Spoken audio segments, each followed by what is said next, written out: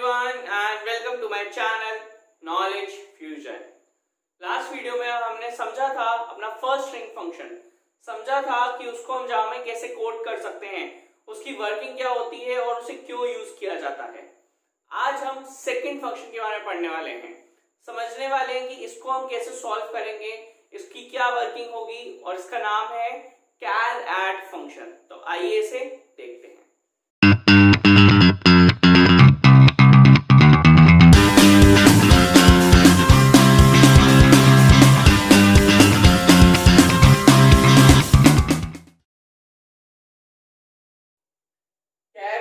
हमारा second string function है। Carat basically करता क्या है पहले उसे समझते हैं।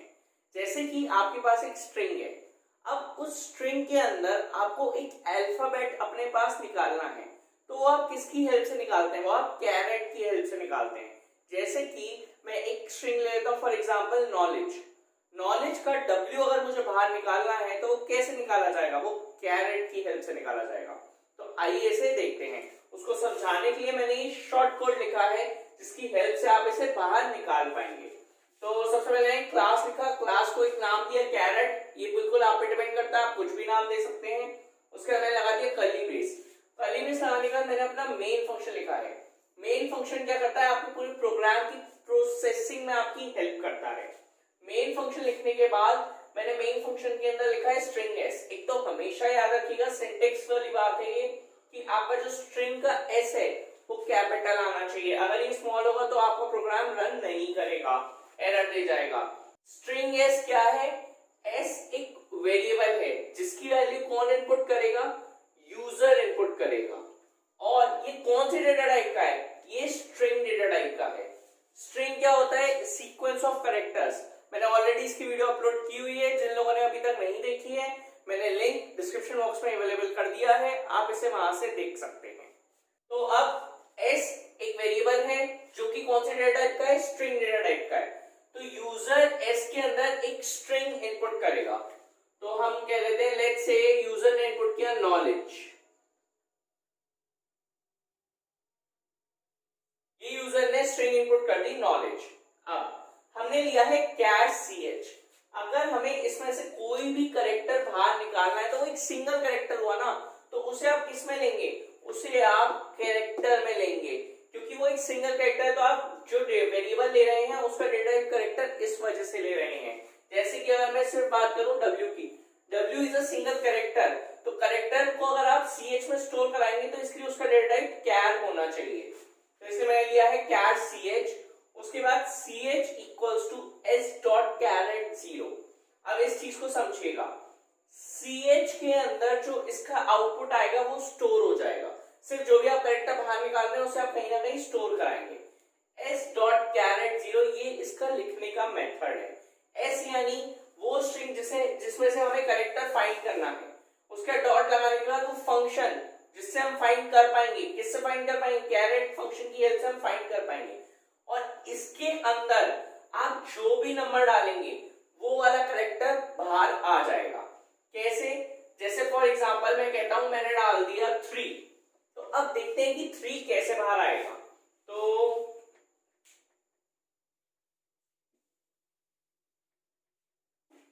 सबसे पहला काम होता है, सबसे पहले हमें इस स्ट्रिंग की इंडेक्सिंग करनी होती है। तो ये हमने इंडेक्सिंग कर देते हैं 0 1 2 3 4 5 6 7 एंड 8। ये टोटल मैंने इंडेक्सिंग कर दी। अब सबसे पहले मैं लिखूंगा ch इक्वल्स टू s। मैं गया अपनी s स्ट्रिंग पे, उसके अंदर देगा कैरेट 3। तो मैंने काउंट करना चालू किया 0 1 2 3। तो यानी थर्ड वाला जो कैरेक्टर है वो ch के अंदर आ जाएगा। ये आ गया w। और क्या अब नेक्स्ट स्टेप में आए तो क्या लिखा हुआ है? sop यानी आप शॉर्ट फॉर्म SOP यूज नहीं कर सकते, system dot out dot print आप यूज करेंगे। SOP क्या करता है? सिस्टम आउट डॉट प्रिंट क्या करता है? किसी भी चीज को प्रिंट कराता है। तो यहाँ ch प्रिंट हो रहा है, यानी कि W जो है वो प्रिंट हो जाएगा। क्यों? क्योंकि ch की वैल्यू प्रिंट होगी। अगर ch इन्वर्टेड कॉमास में होता तो ch प्रिंट हो जाता, पर ch इन्वर्टेड कॉमास में नहीं है, तो इसलिए ch की जो भी वैल्यू है वो प्रिंट हो जाएगी। तो ch की वैल्यू W थी, तो हमने W प्रिंट कर दिया।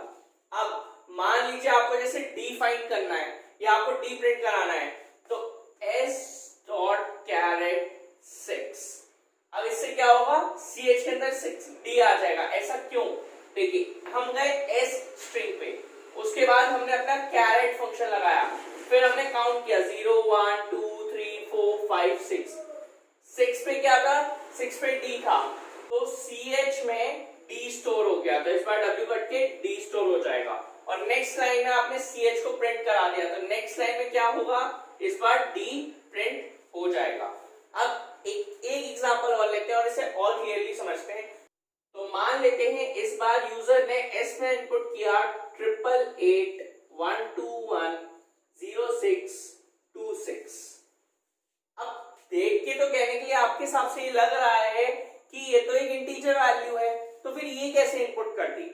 अगर कोई भी चीज मैं इन्वर्टेड कॉमास के अंदर इनपुट करूंगा तो एज अ स्ट्रिंग ही कंसीडर होगी। तो मैंने इसको इन्वर्टेड कॉमास के अंदर इनपुट किया, यूजर ने कोई भी चीज जो है वो सब ही इन्वर्टेड कॉमास में इनपुट किए, तो अभी के लिए ये एक स्ट्रिंग ही है।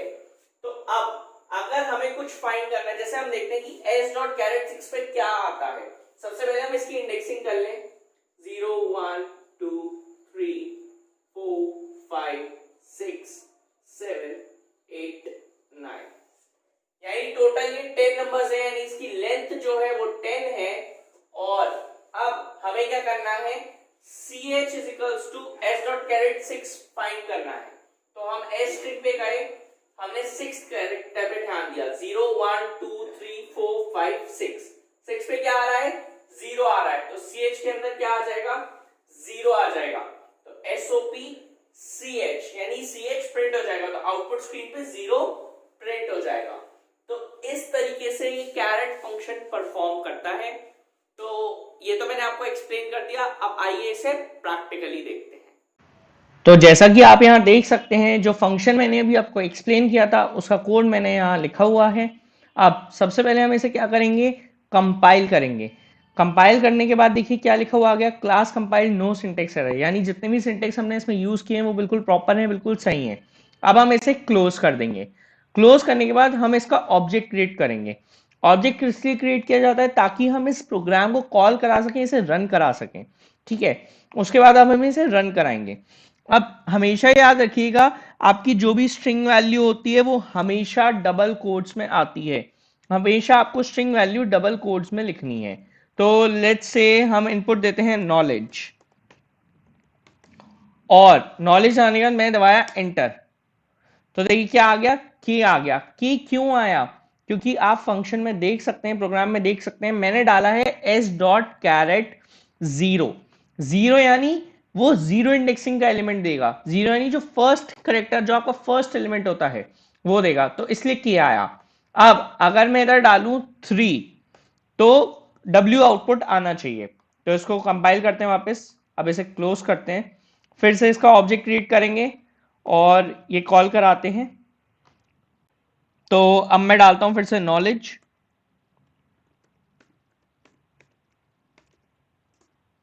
देखिए आउटपुट W आ गया। यानी इससे हमें ये क्लियर हो गया कि ये कोई भी कैरेक्टर को किसी भी स्ट्रिंग में से बाहर निकालने में हमारी हेल्प कर सकता है। हम किसी भी स्ट्रिंग से कोई भी कैरेक्टर बाहर निकाल सकते हैं। आई होप आपको ये फंक्शन क्लियर हुआ होगा। अगर ये वीडियो पसंद आई हो तो इसको लाइक करें, शेयर करें और चैनल को सब्सक्राइब करना ना भूलें। और एक इंपॉर्टेंट बात, अगर आपको कोई भी कैसा भी डाउट है या फिर कोई भी क्वेरी है तो आप मुझे कांटेक्ट कर सकते हैं। मेरी मेल आईडी, मेरा कांटेक्ट नंबर और मेरी इंस्टाग्राम आईडी डिस्क्रिप्शन बॉक्स में अवेलेबल है। Have a good day.